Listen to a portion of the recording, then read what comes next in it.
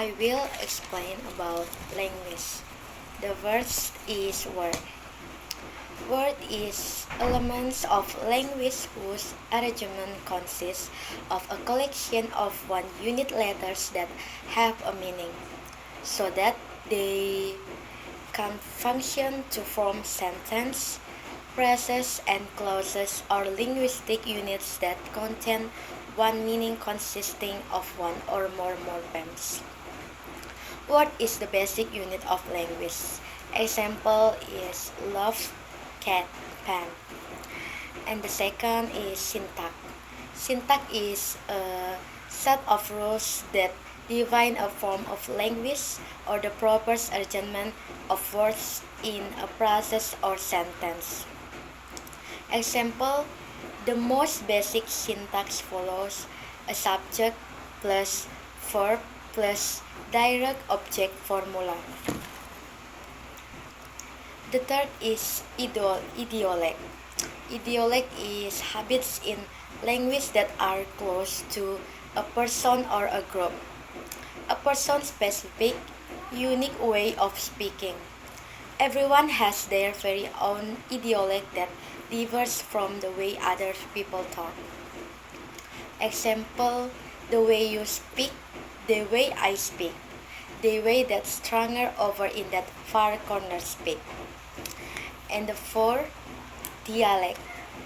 Dialect is a form of a language that is specific to a particular region or group. Example, in the United States, there is a particular dialect in the southern states. Within that certain dialect, however, there may be some group who speak yet another dialect. I will explain about translation and interpretation about slang. Slang is vocabulary that's used between people who belong to the same social group and who know each other well. It can often people it's used about other people or outside a group of people who knows each other well. And then I will explain about jargon. Jargon is term of specialized or technical language that's only understood by those who are members of a group or perform a specific trade. For example, I need a grip in order to pick up the medicine, medical jargon for prescription. And then the last I will explain about idiom. Idiom is an expression that takes on a figurative meaning when contained words are combined. What is different from literal definition of the individual words? For example, don't worry driving out to your house eat a piece of a cake. Okay, I will explain about strategy for translator. Massive discussion has been done related to the translation strategy, including the proper name. This study discussed the type of a proper name and the translation strategy of proper name in English Indonesian novel Harry Potter and the Chamber of Secrets.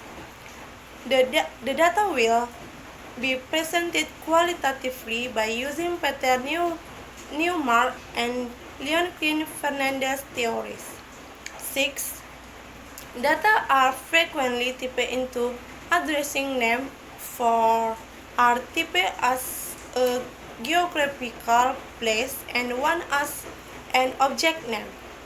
Moreover, the most strategies used to against the equivalence effect are copy strategy with 7 data, reduction strategy with 3, 7 data, radiance strategy with 3 data, and reaction strategy with 1 data. Therefore, the copy strategy can be a solution to delivery proper names into TL solution because it preserves the proper name and introduces for virgin name of origin culture to the target language and target culture. Moreover, if a proper name has this equivalence meaning in TA, it might be translated by radiance strategy. This is by far the most popular choice for translating a proper noun into your target language. Transliteration is the method of converting the characters written in the source script to the target script. This is different from translation because it converts the pronunciation of the source word, not its meaning. To sum up this, thesis makes an attempt to apply new mark, city and city theory to news headlines translation. It is way the translation part is guided by theory and the quality of the translated news headlines can be improved. However, this thesis can be improved. Far from being perfect, there is still much room for further improvement. Firstly, the examples need more comprehensive and in-depth analysis and more perfect translation should be attempted. Secondly, due to the limited space and time, only some major distinctive linguistic, rhetoric, and cultural elements are discussed. Other elements should also be touched in future study. Dealing with non-subject sentence. Something that is not a subject or is not considered worthy of discussion. This was a non-subject during the election campaign.